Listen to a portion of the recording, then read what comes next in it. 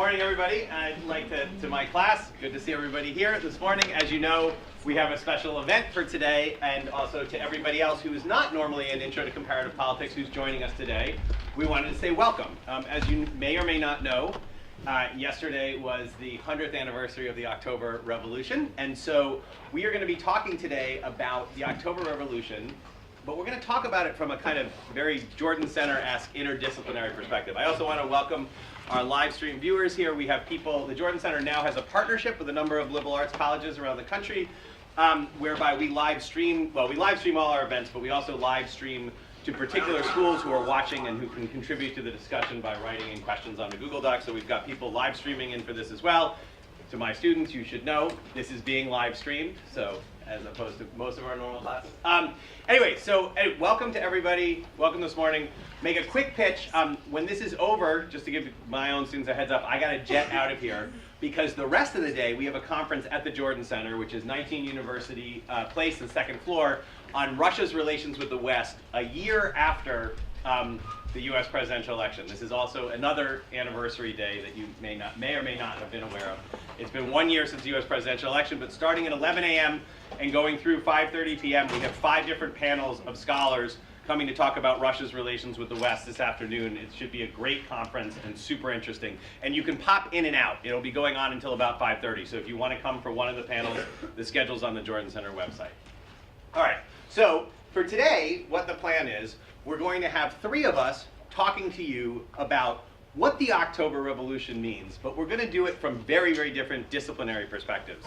So we're going to start off with Anne O'Donnell from the History Department, who's going to provide a bit of background and a historian's sort of take on the meaning of October. Then I'm going to talk to you a bit about what the Russian Revolution has meant for political science. And then we're going to finish with Anne Lounsbery, who's the chair of Russian and Slavic Studies, who's going to talk to us about what it's meant from a literature standpoint. So we're going to go through all this. We'll each talk for about 15 to 20 minutes. At the end, hopefully, depending on how long our talks are, we may or may not have some time for questions, but hopefully we'll have a little bit of time for questions at the end. But the idea, again, just to say, is that having been a kid who grew up during the Cold War, it was unfathomable that you wouldn't know what the Russian Revolution was, because everything was about a kid in the United States, let me put it at least that way. It was the US and the Soviet Union, and I'll talk a little bit more about that in my remarks. But we now know it's been a lot of years since the collapse of communism, as you guys know in this class from having read The Magic Lantern, right? We're talking 25 years and up and out. And so we wanted to take a moment on this occasion of the 100th anniversary of the October Revolution. There's lots of events going on. There's events we have a whole lecture series at the Jordan Center. If you get interested in this, we still have 2 more lectures coming up in that series. But we've had a whole host of events. There are events going on in every college campus with every Russian and Slavic Studies department is doing something about this. This is a big deal.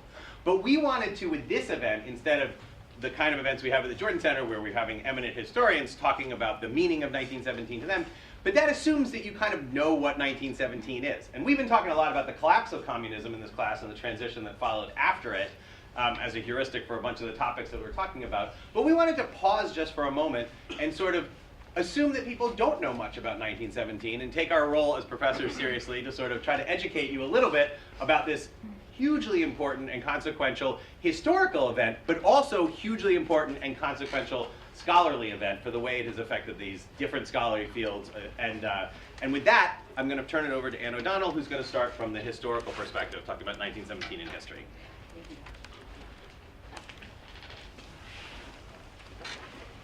All right, hello everybody.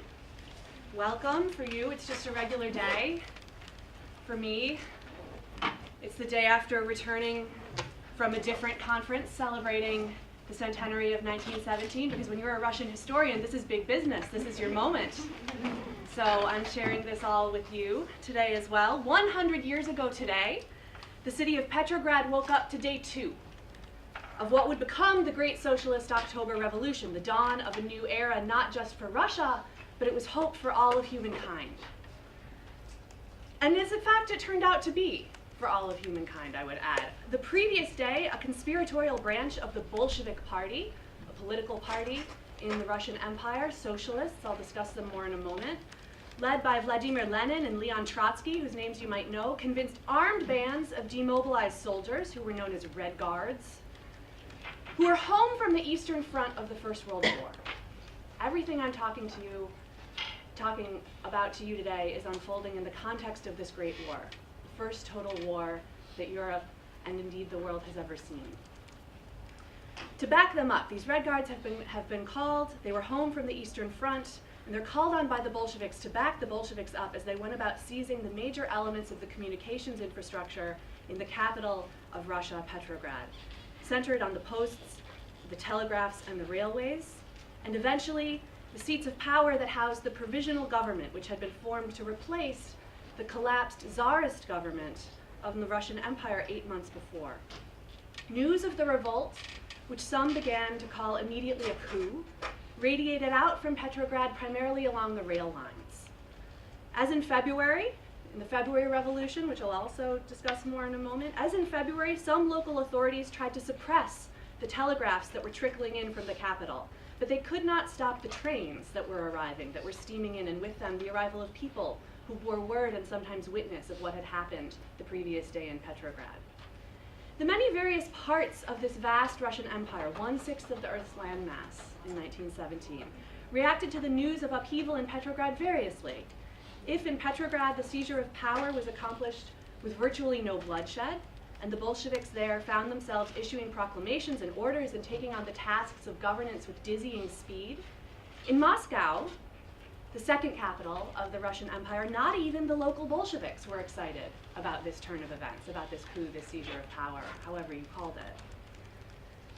When the forces of so-called counter-revolution, as the Bolsheviks would call them, although they were in their own minds defenders of a truer revolution that had come to pass in February, when these anti-Bolshevik forces took up arms to protect the local institutions of the Provisional Government, the Muscovite branch of the Bolshevik Party had to be hardened with copious, furious, regular telegrams sent by Vladimir Lenin himself saying, "Toughen up, guys. It's time to take this city by force," exhorting them to fight.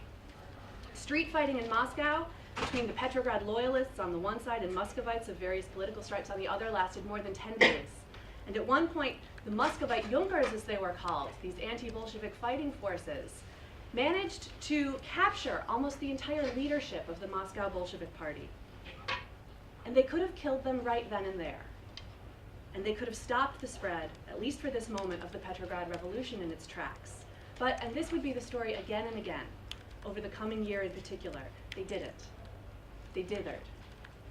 They dithered long enough that reinforcements were sent and this window of opportunity closed. Maybe simply because they were cowards, though given the fact that these similar scenarios played out over and over again, it seems like there was something deeper going on, something less contingent and something more profound at work. Perhaps they believed that the execution of one's political enemies was not how politics in the new Russian Republic should be conducted, and they were thus unwilling to mimic Bolshevik strategies and zeal to their own detriment. Or perhaps they wondered or believed or feared that the Bolsheviks did represent the true revolution, and that it was possible that this true revolution could not be made without them. All of this is to say that the Bolshevik Revolution did not have to last. It was fragile, it was contested, it had to fight its way out of the capital, of Petrograd. But it did last. Not only did it last, it grew powerful enough to be able to tell a very different origin story about itself, one that would mobilize sympathizers and opponents alike for the next 70 years. The focus of my comments will be on this origin story and its fate among historians, and on the question of what 1917 has meant for them in the past and today. But first, before we get to that, and because I too am sensible of the fact that some of you might not know what the revolution was at all in its details, let me give a brief primer on what actually happened. So first, what was the Russian Revolution? And to answer that, we start with what was Russia on the eve of the revolution. It was 125 million subjects, 1/6, as I mentioned, of the Earth's landmass, 87 million Orthodox Christians, 13 million Muslims, 5 million Jews.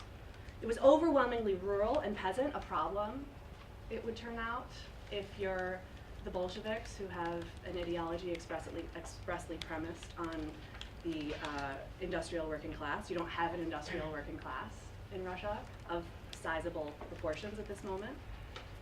And it's governed by autocracy. So autocracy was a political and a social institution. It was based on the divine rule of monarchs on the one hand, and on socialist states on the other, the system of socialist states where everyone is born into an estate and you have duties and privileges, not rights. You are not a citizen, you are a subject. You have duties and privileges that come down to you by birth through this estate. It's an archaic system. It's ill-suited to the economic and social mobilization and modernization that are underway in Russia in the 19th century. So another factor, geopolitics as a drive. Russia was this huge, vast empire with wide open plains stretching in the southeast, bridges to Europe. But more to the point than the actual objective truth of Russia's geopolitical situation, or its geographical situation rather, was that Russia conceived of itself as a great power.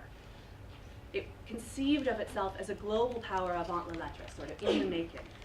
And this attitude may or may not have been a choice on the part of Russia's political elites, which is to say that the nature of the European challenge, Western Europe, that was booming and revolutionizing industry and finance and growing into a powerhouse, the likes of which the world had never seen, and Russia's right on the cusp of that.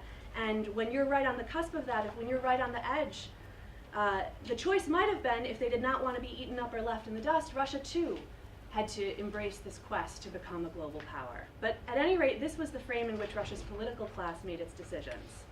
And this was fateful because it unleashed a dynamic of reform in the Russian Empire that would ultimately give birth to a class of political revolutionaries who would seize power in 1917.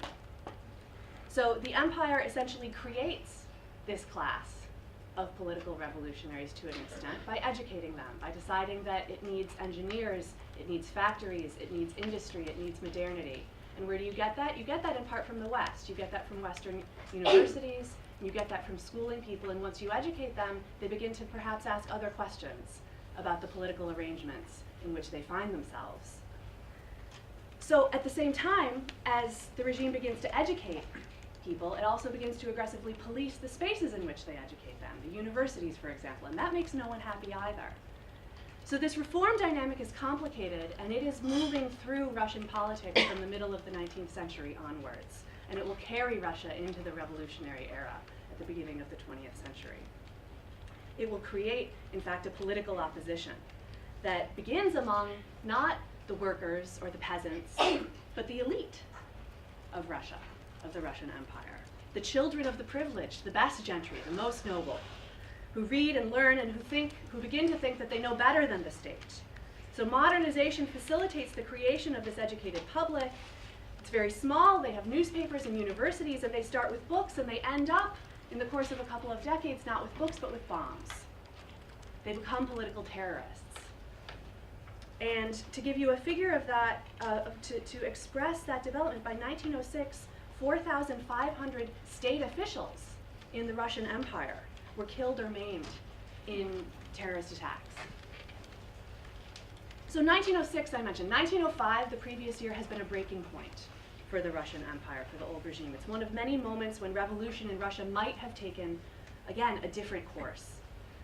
That revolution, the revolution of 1905, began when troops, imperial troops, opened fire on a column of peaceful protesters who were led by a priest, who were marching near the Winter Palace. And they killed 200 people. And this caused deep revulsion, not just in the cities, but in the villages where news of the murders spread, and it resulted in peasant uprisings and the seizures of noble lands. It gave new fire and fuel to strikes, to strike waves that had been breaking across Russia at the same moment. And at this moment, the Tsar, Nicholas II, who's taken power in 1894, early, young, before he's even had the chance to marry, and he's a true believer in autocracy. He's been educated to believe in this, and he does. He's profoundly religious, some might even say mystical, and he finds a partner for this mysticism in his choice of wife, a woman named Alexandra, a German princess. And so Nicholas is faced with this choice in 1905.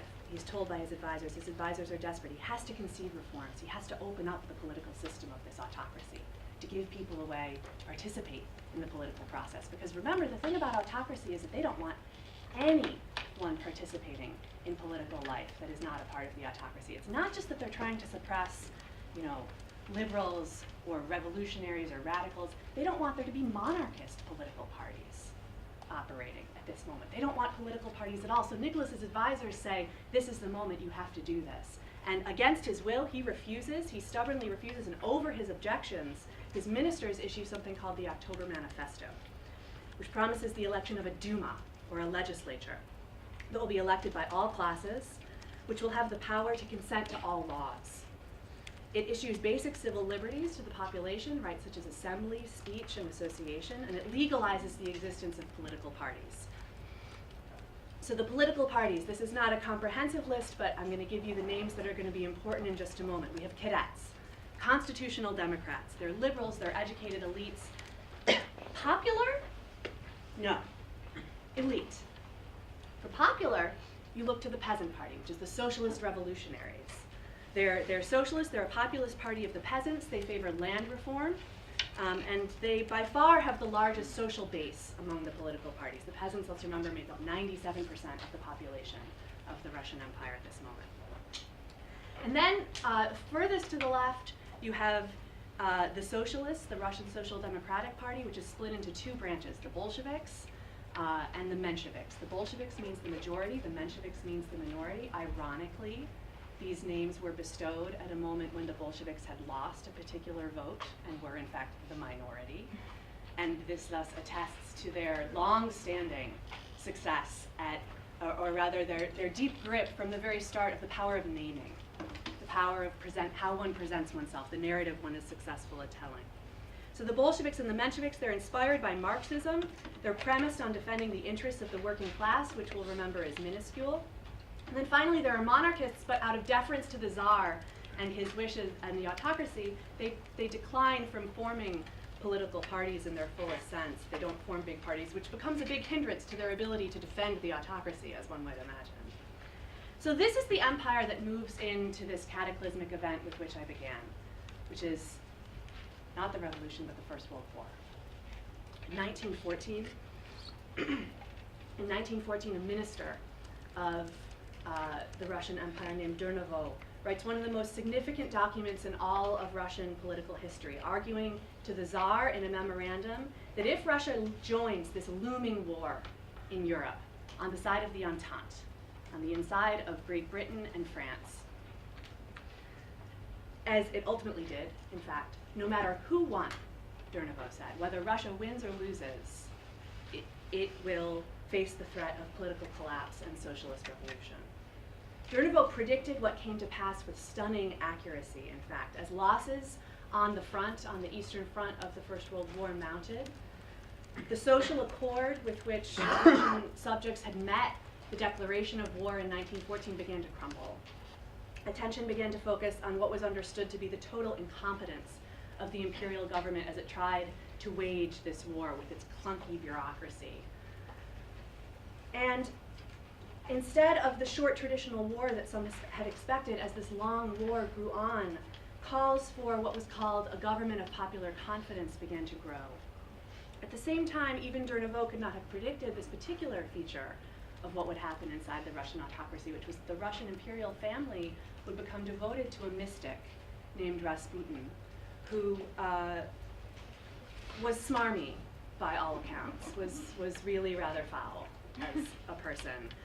He was rumored at the time incorrectly, but again, didn't matter that it wasn't true. He was widely rumored at the time to be sleeping with the empress. And if you're an autocracy, that's a pretty delegitimating rumor to have floating about, that your empress is sleeping around. And not just more broadly, but with this dude. So she is already deeply suspect herself. She's a German. And the war tears away at these last vestiges of the Tsar's personal legitimacy, to say nothing of the legitimacy of the autocratic system over which he ruled. The cadets, the constitutional Democrats, their leader, famously took the floor in a speech on the Duma to ask whether the failures of the imperial government in prosecuting Russia's war effort should be understood, as he put it, as stupidity or treason. His answer, in fact, was stupidity. But it didn't matter. That's not the story you know, if you know it at all. Stupidity or treason. One would think treason. He's put the word right there. The rotten scent emanating from the royal family could not be dispelled at this point. And of course, this is the third sort of element of the war that thrusts Russia into crisis. you've created a 15 million man strong political club in the form of this military. You had peasants who were spread out across this huge territory everywhere talking to each other in the village, and now suddenly they're organized and they have guns. And they can talk to you. I also hear what's going on in the village, they can say to each other. I am also not happy about it. Why are we stuck here fighting this fight for a German royal family against some other Germans when our people are suffering, when our country is collapsing, when our people are hungry, our wives and mothers and sisters are hungry, because that is what ultimately sparks the revolution in February 1917, the first of the two revolutions that shake Russia in that year, is sparked by bread riots in Petrograd that are led by women on the streets. Petrograd housewives who draw their men out along with them, strikes form. There's no food in the cities, and on February 24th, more than 200,000 workers flood Nevsky Prospekt, the main alleyway, the main grand promenade and street of the city of Petrograd. They flood Nevsky Prospekt. They sack food stores. They chant, "Down with the autocracy and down with the war." The next day, Alexandra, the empress, writes to her husband, who has very wrong-headedly taken upon himself the job of commanding Russia's military forces. She writes to him that there are hooligans ransacking the streets. There's a hooligan movement in the city. And the following day, Nicholas II orders a suppression of these disorders by force. Things momentarily seem calm, but that day, troops fired on a crowd in a city square, and they killed approximately 40 civilians.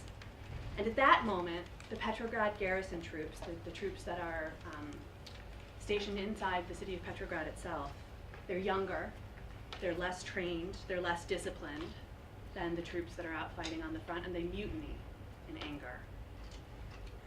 And their action sets off a cascade of mutinies across the city.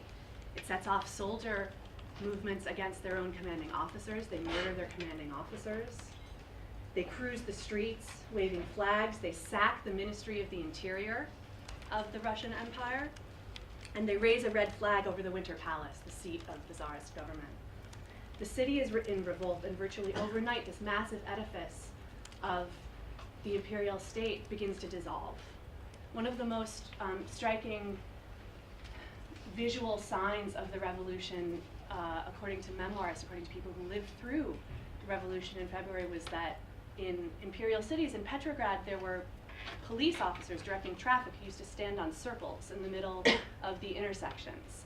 And overnight, those police officers were gone, and there was no one there to direct the traffic anymore. And there was chaos in the streets, not just because of the political events, but because there was all the traffic signals were out. So on February 28th, that is 2 days later, the socialists in Petrograd, led actually by the Mensheviks, the other branch of the Socialist Party in Russia, they form an institution called the Soviet, a council. They're able to do that because many of them had been freed in the events of the previous few days from the jails where they'd been held as political prisoners.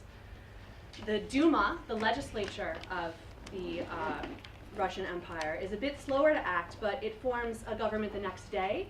It works out a plan to govern until something called the Constituent Assembly can be called. And they call themselves the Provisional Government. So there are two governments, essentially, at work in this new Russian political entity. They don't have a name for it yet at this moment. There's the Soviet, led by the Socialists, which is in one city and doesn't have a national network. And there's this thing that's trying to create a national government, the Provisional Government, but doesn't have any socialists and doesn't have the popular legitimacy and support from that branch, from that wing of the revolution that has been so powerful in bringing the Tsarist regime down. The final piece to fall in February is the Tsar himself.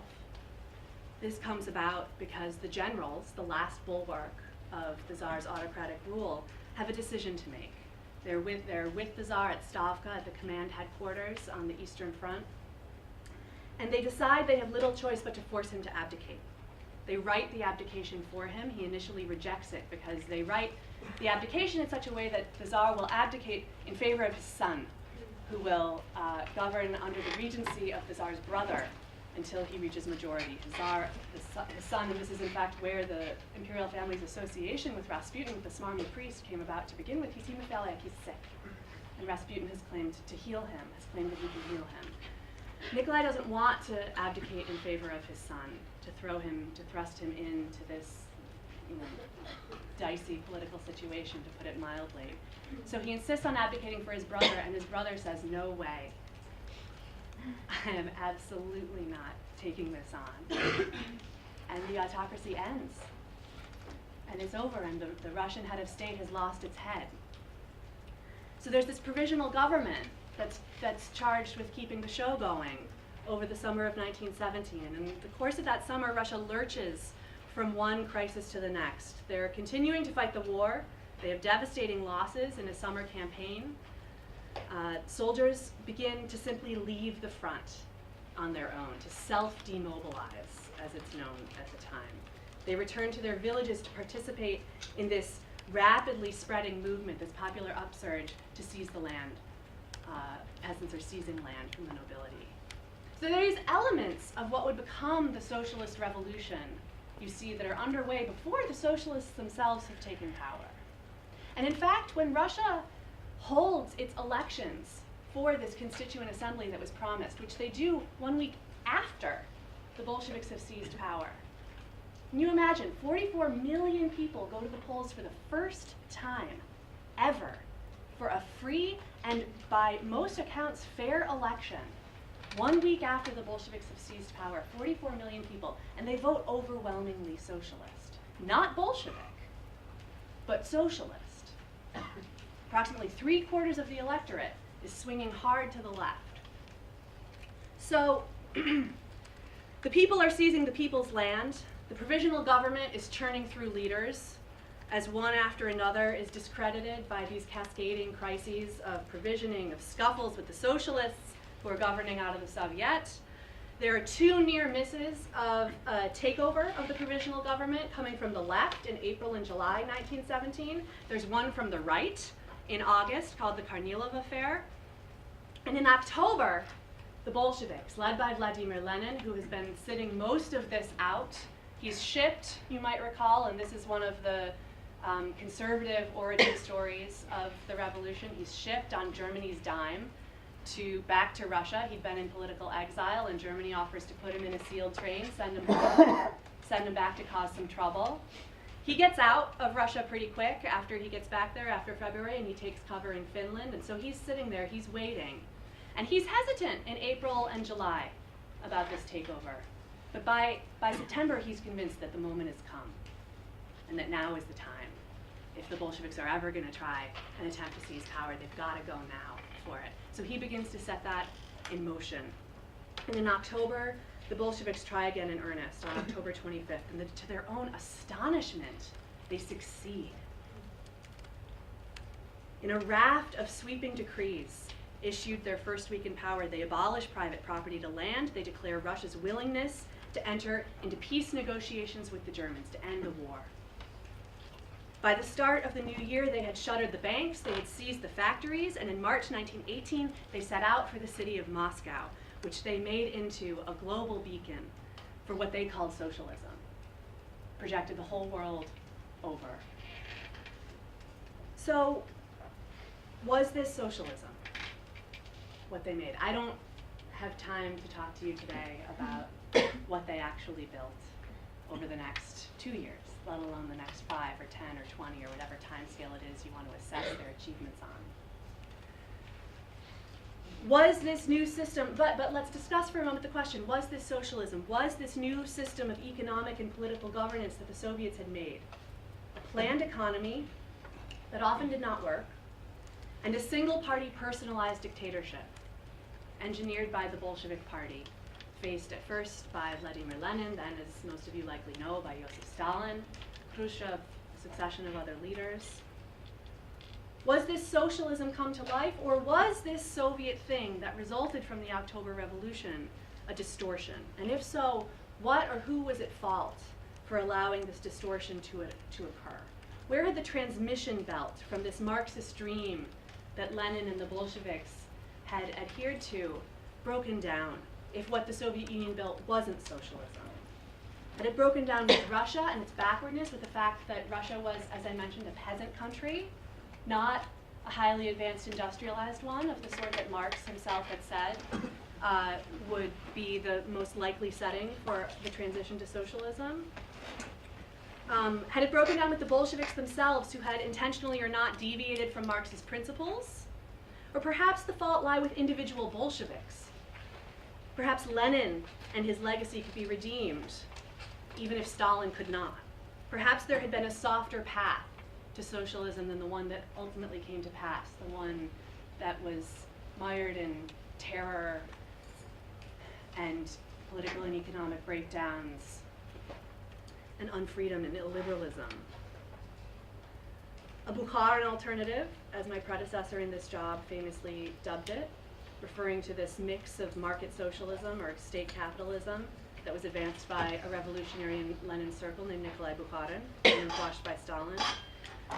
So, decisions about how one interpreted the Russian Revolution and the events that I just narrated for you, particularly after the onset of the Cold War, depended only partially on how one understood the actual history of that revolution as an event, and even the history of what followed. They depended just as much among Western historians on what one thought of things like US foreign policy, on one's own political convictions. This was the result, of course, not just of the biases and interests of Western historians, but also of the discursive frame that the Soviets themselves elaborated, and that the Soviets backed them and everyone else into, with their unceasing insistence that the Soviet Union was socialism, that the October Revolution had not been an astonishing success of a small band of committed revolutionaries, but rather the upsurge, the result of a huge swell of worker-peasant mobilization, and the beginning of Marx's path of progression toward the future of socialism and ultimately communism. The Soviet narrative in this way animated these professional debates among historians about Russia in the West, no less than it shaped the stories that Soviet historians themselves told, under, of course, much greater pressures of indoctrination and censorship. What united all of these stories about the revolution, though, was their shared certainty that the Russian Revolution mattered, that it was important, that it was the beginning of a great epoch in Western history and world history, that it had been the defining event, in fact, of the 20th century. And one could believe that it mattered for a variety of different reasons, whatever side you were on in this debate about whether the Soviet Union was real socialism or not. For some, the Soviet Union and the revolution that made it was the definitive case study of tyranny in the 20th century and a threat to the whole world. For others, because it pioneered the state-planned economy that they believed was surely beckoning all of humankind toward it, the Soviet Union mattered because it represented the future. It mattered, that is to say, because of what it said to us about our own present. History is always written for the present as much as for the past. We look to the past to see ourselves reflected back. And as our problems and proclivities change, we turn back to the past again and again, afresh, to write new histories, to find new histories, and to abandon the old ones. And the Russian Revolution was no different. It served as perhaps an unusually powerful version of this general phenomenon, a supercharged field for the projection of our own fantasies and fears to do with the Cold War and communism and the fate of our society. And when the Soviet project collapsed, when communism ended, when the Soviet Union was no longer there to declare itself the beacon of the socialist world, the meaning of the revolution was itself in peril, the significance of it. If the Soviet Union was gone, what had the revolution meant? Why had it mattered if the experiment failed? In the words of one very revered historian of the Russian Revolution, a woman named Sheila Fitzpatrick, it began to appear to many that in answer to the question, what's left of the Russian Revolution in the present day, the only possible answer could be China. So nothing to do with Russia at all. The enduring legacy of the state-planned economy was the only thread that many historians could find that could be carried forward into this future. I would argue, and this is where I'll end though, that however this turn, this moment in which the Russian Revolution is liberated from the burdens of serving as either the beacon or the feared object of ourselves and our own future is freeing and exciting. And it gives us the chance for the first time to turn to the lived experience of the Russian people, to learn what they understood of the revolution, how they experienced it, how they made it, beyond the dull narratives of socialism and capitalism locked in combat. So I would argue that it's a moment of hope, albeit not the one that many had expected. So that's a little bit of history.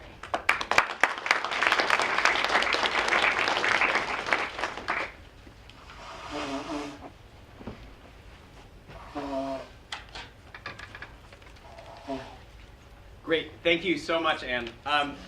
I neglected to mention this to visitors to our class. We have a rule in this class that if you bring a laptop, you can have a laptop for taking notes, but that you turn off your internet connection during the class to pay attention to the speakers. So I'd like to ask anyone who's joining us today just for today's lectures to respect these rules as well.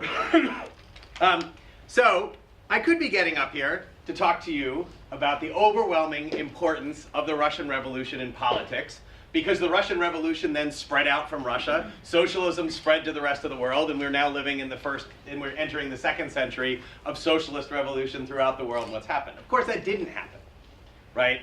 And one of the biggest debates that goes on, and people talk about, Anne raised some of them, right, is this question of socialism in one country versus, was that, as Anne was saying at the end, in terms of perversions of the messages, was socialism in one country itself, which was something that was built in the Soviet Union, was that a perversion of the original idea of socialism as something that was going to be international revolution? Well, it didn't end up being international revolution, but it still has had a profound effect on the study of politics and how we think about politics. Now, for those of you who are in my class, we started off this semester with my guide and introduction to thinking about what political science was as a field. And we talked about how you have sort of different branches of political science. You start with political theory, which can be questions about your ises or your oughts, how ought the world be organized. And then we have these branches where we look at how is the world organized, what we call sort of positive political science. And we break this down into a world of, we break this down into a world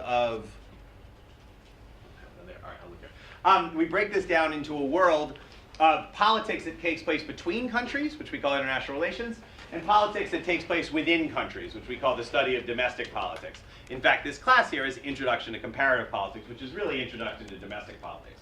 So I wanted to take just a second to talk about sort of the legacy of what happened in 1917 and make the case that it's a very substantial legacy for political science because it permeates all these different parts of political science. So from political theory, which we have not done in this class, but its legacy on political theory is Marxism remains one of, if not the most sort of dominant political theory that has been introduced into the study of politics and thinking about politics. You've heard these terms, the proletariat, bourgeois, class struggle, labor versus capital, right? These are all issues that get taken up in all sorts of different ways of theorizing about politics, but at the heart is this Marxist-Leninism or Marxism, which people have continued to study and will continue to study long past the days of the Russian Revolution and indeed the Soviet Union. So you have Marxism, which is a direct result from now it's possible that without the Russian Revolution, without ever having had a successful socialist revolution, and Anne again talks about how one of the big questions is, would everything have gone differently if the first Marxist revolution had been in an industrialized state, as Marx himself would have envisioned? But nevertheless, this leaves a huge lasting footprint on scholarship in this area, right? Without 1917, if you had never had a successful Russian revolution, if you had never had a successful socialist revolution, would we still be reading Marx when we take Introduction to Political Theory, today, 100 years later? I don't know the answer to it. Maybe, maybe not. Further, I have grown to discover that Marxism is making a comeback these days in certain far left circles. And that this is something that's becoming a revived talk about. There was the original maybe drop-off after 1989 or 91, what did this mean anymore? But you are actually finding more and more discussion of Marxist ideas in certain circles as we get to the sort of polarization of politics. In particular, I think this is, in particular the far left in Britain, we were becoming aware of this becoming a bigger deal. Anyway, so political theory, big footprint. International relations. Right? Which again is not, this is an introduction to international relations. But there is a direct lasting legacy. It takes a couple of decades, a few decades, but you go from the Russian Revolution to the Cold War. And the Cold War becomes sort of the dominant paradigm through which all of international relations is viewed globally in the second half of the 20th century. right? And what we end up having is a subset in international relations theory. We have, decades where the only way to describe the world is as a bipolar world, right? You have two main superpowers, which is not the way that it was before 1917. It's not the way the world is right now. It's not the way the world is in the immediate aftermath of the collapse of the Soviet Union. But for 4 decades, this is the nature of the world. And as a result, we have all these concepts in international relations scholarship that comes out of the idea of how does politics work in an international world when you are dominated by 2 superpowers. So you have the idea of mutually assured destruction, or deterrence, or balance of power. Balance of power is a bigger term, but proxy wars. All these different things that we study in international relations, they come out of a world that's a direct result of having the Cold War. So here you see the footprint of 1917, because 1917 gives rise to the Soviet Union, which by the end of World War II emerges as the other dominant superpower in contrast to the US and the West. That gives rise to this sort of the way we think about international relations for 40 years, and a whole sort of flourishing of field, of study and field. So I would argue that kind of comes from 1917, right? All of these things had prior examples, balance of power, but would they have been so popular if the Cold War didn't dominate the second half of the 20th century? And then we have to ask, which I think is an interesting question, but we're never going to answer, would we have had a Cold War without 1917? If these moments that Anne had pointed us to, if the Bolsheviks had been executed, right, in the early days in 1917, and we had something else emerge in Russia, I mean, we have a very powerful Russian state today, but it is a legacy of the Soviet Union, would we have seen a bipolar world featuring some other Russian, right, a Putinist type Russia that emerges in the 1920s and 30s and is around in the 1940s that comes together with the West and breaks after? I don't know. I think it's an open question, and I think the question of the extent to which the fact that this was a rival ideology to capitalism, to liberal democracy, plays an important role in thinking about how we might answer this question of whether we ever would have gotten a Cold War with a non-communist Russia between the West. So we'll leave that out there. So I'd say for international relations, this is a huge topic. Then we get to comparative politics, the subject of this class. And I would argue that 1917 has a direct line to sort of 2 of the biggest topics in the study of comparative politics. One is, of course, the study of revolution. Right? And there are sort of 4, in political science, if you're going to study revolution, there are 4 big revolutions that get studied. The US Revolution, the French Revolution, the Russian Revolution, and the Chinese Revolution. So this is a huge contribution to the seminal works that are written on revolution. You don't talk about seminal works on revolution in political science without talking about the Russian Revolution. And of course, of all the students in this class will know, it's the very collapse of the Soviet Union and what that triggers throughout Eastern Europe, and whether that sort of the domino effect that has throughout the rest of the globe, which we've been talking a ton about in this course, which has been a huge topic the last 25 years, which is transitions, democratization, what Samuel Huntington famously called the 3rd wave democratizations, right? The collapse of the Soviet Union is right in the middle of that.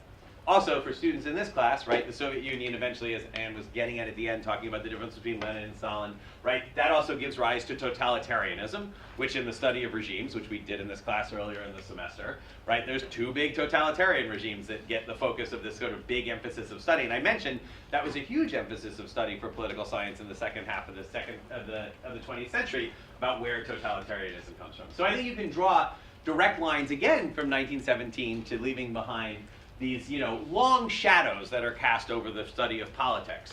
So you have in political theory, in international relations, in comparative politics. Indeed, it's really hard to begin to think about how we would study politics today were it not for 1917. Now, maybe things would have happened similarly. Now, speaking of shadows, there's this book that just came out recently, which is also talking about, this is my book, guys. Right, okay, so this book, we've looked in this book, as I've mentioned briefly before, we've looked at the legacy of communism on people's attitudes in the first 2 decades out from communism. So it's not just that communism ends and is gone, even if that may be liberating for scholars. For those of us who study politics, one of the big challenges has been figuring out, well, what's left behind? What is communism's shadow as we move forward into the post-communist era, right? And when you had the collapse of communism, there was this original assumption that what was going to follow was this kind of blank slate, that, as Anne said, it was over. Everything was done, and that you would have this area where you could walk in and you could write the rules down. and you could tell, put in the institutions, people would behave the way they would. That didn't come to pass, and the pendulum kind of swung back in the opposite direction, and people began to think about how legacies mattered. There's a bunch of things in the literature. It originally developed with these kind of ad hoc stories, single country just so stories, and we decided that, and most of the work originally was on the effect on legacies on institutions, not on behavior. So we set out to write this book to try to see, could we systematize this? Could we think systematically about what the legacy of 1917 through communism was on people's attitudes, on individual citizens, how did we behave? And we found this really sort of stunning finding from the beginning, that actually going back to Marxism, going back to Marxist theory, the things that you associated with communism, in post-communist countries, there was less support for democracy, less support for markets, more support for state-provided social welfare. And this is in the first 2 decades out after the collapse of communism. We looked in one other area in terms of gender equality, which we were approximating for social equality, what Anne was talking about, what became of this socialist movement. Interestingly enough, we did not find the surplus in support for gender equality that we thought we would find, that we were looking for within this paradigmatic framework. We wrote this book to try to show that these differences existed. We came up with theories to try to talk about why there might be these differences and the extent to which they were legacies of communism. We sought to figure out which of these legacies were most important, and we tried to develop a methodological approach for doing so in this book. Very, very briefly, we made 2 arguments, both of which had legacy components, but one of which was that we might have had, that this might have been due to the fact that the citizens are living in what we called living in a post-communist country, that things on the ground look different in post-communist countries than they do in the rest of the world in the 1990s and 2000s. The economy may be worse, different political institutions, different socio-demographic characteristics, which themselves, many of which are legacies of communism, some of them aren't. Or we argued that it could be due to the actual experience of living through communism. That there might have been, the fact that people lived through communism might have meant that in post-communism, they might hold different attitudes. Now, why would we expect that living through communism might matter? Well, there's this long-standing political science literature on socialization that argues that regimes do attempt to inculcate citizens with particular sets of values, and that these can vary. There are particular institutions where you might expect to see these things. But communist regimes in particular, as we get from the beginning of the story, right, this was a socialist revolution. And communist regimes clearly had a socialization project, this idea of socialist man, that they wanted to inculcate a set of values in their citizens. So there's a much longer talk, a much longer book. I'm going to jump right to the, I'll jump in 1 second. What were we looking for? As we just said, communism in theory, on this political level, rule by the proletariat, as Anne said, rule on behalf of the working class. The state, not markets, would run economies. Social welfare would be guaranteed by the state, and there would be social equality. Communism in practice, as we move beyond 1917, again, sort of tying back to Anne's question of what did this become, what was it compared to what it was supposed to be, it clearly was not ruled by the proletariat, it was clearly ruled by a single-party state. It was a state-run economy with varying degrees of market-based activity. There were real social welfare benefits, but as George Orwell would would put it many years later, some animals are created more equal than other animals, right? There were more equal in terms of the access to these benefits. And in reality, the record on women's rights and minority rights were mixed. Not unequivocally bad, but not unequivocally what they were, in theory, supposed to have been.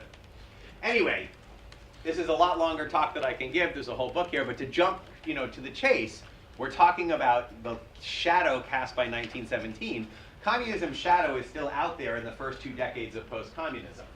However, what we found, and I got to admit, much to my surprise, because I thought we were going to sort of throw economic conditions into these models, take account of the economy, these attitudes would be explained, it would still be a communist legacy because the state of the economy was in part a communist legacy.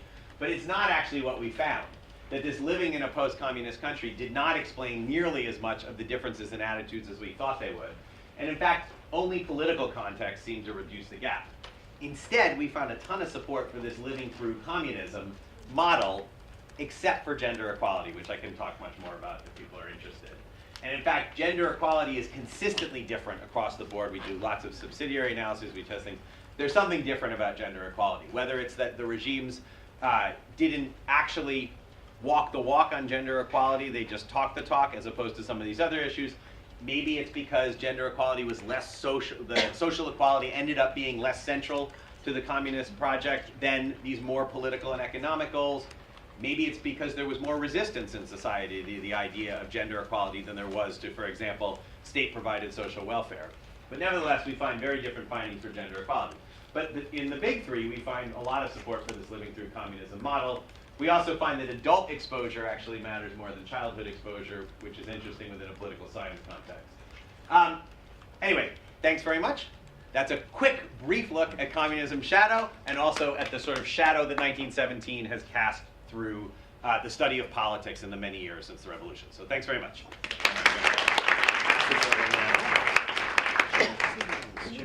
With that? Yeah,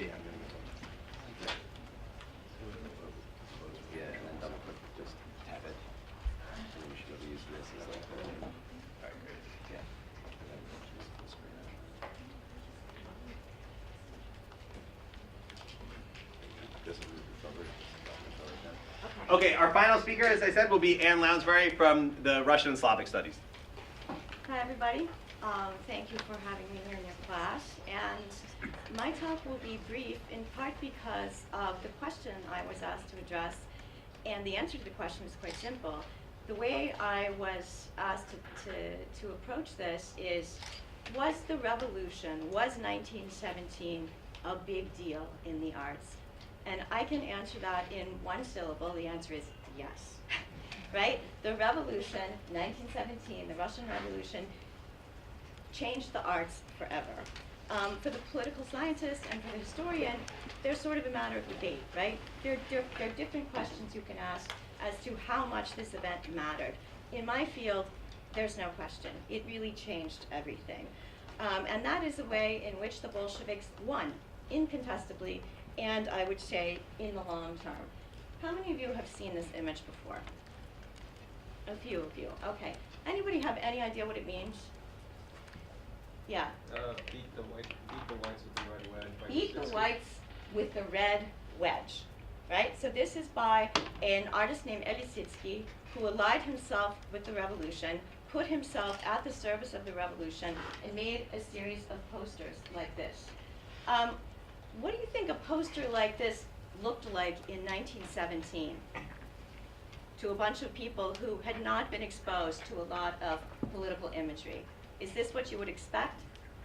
No, right? So one thing to remember about this visual iconography that the revolution established is that it not only felt radically modern in 1917, it still manages to feel radically modern today. So there's something about its visual iconography that won. It won in the aesthetic sense, and we still live with it. You can buy a t-shirt with this image on it on the sidewalk in Britain, right? And you'll see people walking around, and maybe they know what it means, and maybe they don't, but the ideological legacy of that visual language is part of what makes it powerful. So actually, let's look at two other posters. So these are, each one of these posters was produced by one side in the Civil War that Anne O'Donnell was talking about. So there we have a poster that says, "Work with your rifle next to you," meaning keep working, but keep your weapons handy. That is a Bolshevik poster. This is an anti-Bolshevik poster, and it says, "Being sacrificed to the revolution." So there are Lenin and Trotsky sacrificing Russia, who's that poor woman tied up on a slab, sacrificing her to the revolution. What do you notice just in the differences in the visual language? What are they telling you just by the way they look? Yeah. The first image has a lot more of a modern feel to it. Yeah, that image, one of the things it's saying to you is, we're the modern guys, right? We are the ones who are moving forward in history. And I could have chosen, 50 different images on both sides, and they would have said basically the same thing. This is saying, let's, save this pretty mother Russia with her pretty peasant hat from being killed by a bunch of revolutionaries who also look maybe kind of like Jews, right? So that's part of what this one is saying. So one thing that we learn from looking at images like this is that the revolution is art come to power. And I mean that in a very literal way. It's a very heady coming together of avant-garde aesthetics and actual avant-garde human beings with political power. That means that artists themselves actually assume political power. That's actually a terrifying thought. So I don't know how much you know about contemporary art, but maybe some of you know the contemporary artists, say Kara Walker or Jeff Koons. I'm just throwing names out there. Imagine all of a sudden you wake up and they have power over your life, right? That's what happened, right? People like Mayakovsky, for example, were involved in actual decisions for, that affected people's lives. So why did this art last? Why did it work? What made it so enduring? One of the things is that this art manages to convey the conviction that art changes the world. How many of you think that that's hilarious and laughable, the idea that art changes the world? Yeah, okay, I mean, it would be fair if you think that that's funny. That is not a conviction that has been inculcated in you, right? And you have not been probably surrounded by works of art that ask you to believe that and are powerful enough to persuade you to believe that. But the Bolsheviks managed to produce art like that. As just a couple of examples of how they thought that they were making the world anew. Within a few years of the revolution, you had a new alphabet and a new calendar. So what does that tell you? The fact that they're going to give you a new alphabet and a new calendar within a couple of years of the revolution. What do they think is going to happen? I need my water to set. What are they reshaping? Space and time and language itself, right? These people think that they can actually reshape how you experience time, day-to-day time and historical time. They don't just think that they can do that, they actually do that. Just as an example of what happens when they made their orthographic changes in the Cyrillic alphabet, War and Peace, great big long novel, it got, I think, 4 pages shorter because they took out some superfluous letters. So that's a big deal to change the script that people see every day. So they immediately go about devising a mythology and an aesthetic that aim to convince people the world is different now, right? You just woke up in a new world, whether you like it or not. How did they do it? Let's see. It's not clicking. Oh. We need to go forward too. So one of the ways they did it was to convince people that you yourselves make history. Ordinary people are historical actors, not passive objects who are being sort of pushed around by historical words. Yes, this is what I need. Thank you. So this. Just press this button instead of this. Okay. So this is another poster from 1920 by an artist named Kustaziev. It's called The Bolshevik.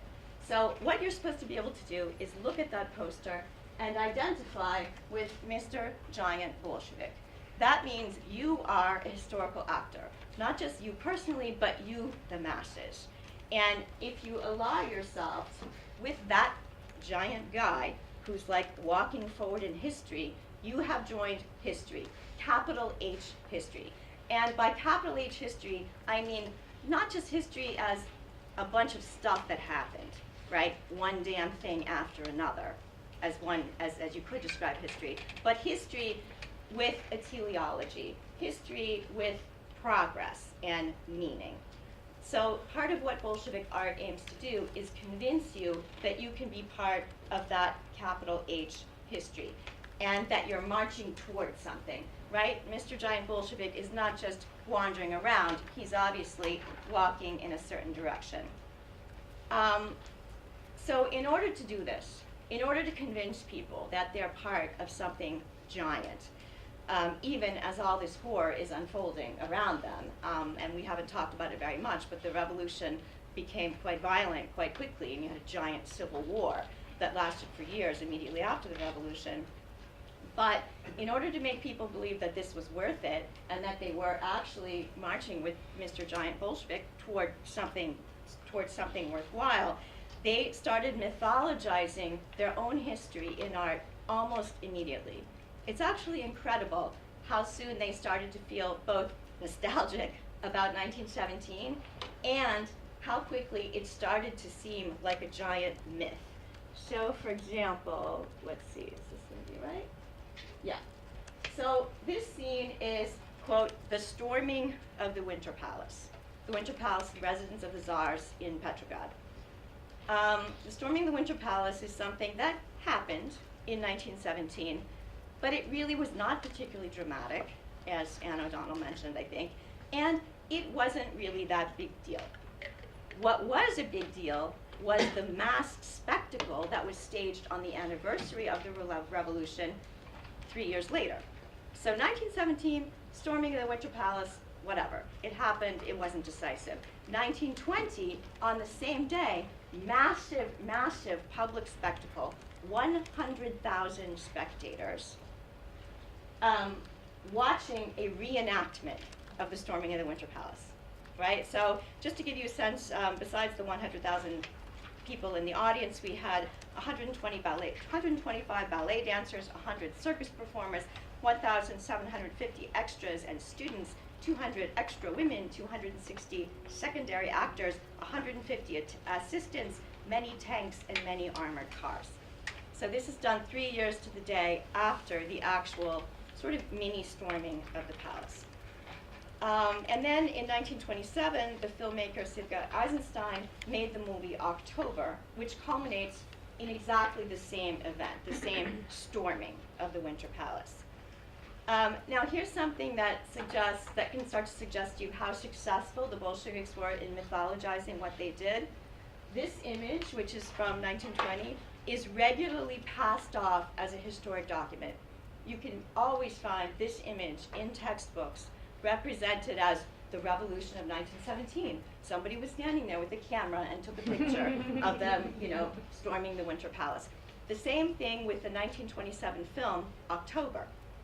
It is regularly passed off as documentary sort of artifacts of the revolution. I was at an exhibit last summer in Amsterdam about 1917, which was full of actual artifacts, real objects and real texts from Petrograd in 1917. And at the end of the exhibit, playing on a constant loop, were scenes from Eisenstein's October, not identified as a fiction, not identified as a work of art. It was just the revolution. So I hope that this starts to give you an idea of how successful the Bolsheviks were at mythologizing themselves and their own actions. They managed to take their nostalgia for 1917, which grew up almost immediately. I mean, it was weird how they're in the middle of a giant civil war and there's all kinds of chaos, and yet they feel nostalgic for this originary moment because they really do believe they've created a new world. So, of course, this is this incredible moment that you're going to return to again and again. It's akin to the resurrection of Christ, actually. Many of the Bolsheviks or the early communists were trained in Christian seminaries before they became communists, so there's a lot of Christian iconography underlying all of their political thought. So the fact that this gets passed off as documentary points toward this conflation of art and life. Conflation, confusion, coming together of art and life, and that's part of what makes the art of the revolutionary period and its legacy so powerful. It's that art, again, it's a moment when art was not segregated in its own sphere. It's a moment when art participated in life, especially in political life, and it was assumed that people would participate in art. So if you have a massive mass spectacle, they called it, that's the storming of the Winter Palace, ordinary people are staging that spectacle. So you were supposed to be, in the terms of the playwright Brecht developed, you're breaking the fourth wall, right? When you're sitting in a play and there's that wall right there, the imaginary wall between the performers and the audience, there wasn't supposed to be that wall anymore. Everybody was doing the art together. And I think this I hope that this helped you understand why these images still look modern, even though they're really old. So I don't know what I did that. So I don't know how to make it big, but anyway, you see this kind of quintessentially modern constructivist image, and it signals, I think even today, this creative and emancipatory energy, and helps us to understand why revolutionary and nationalist and all kinds of movements, aesthetic movements all over the world, turn to the Russian Revolution again and again, even though it's 100 years ago. It should look old, but it still feels new.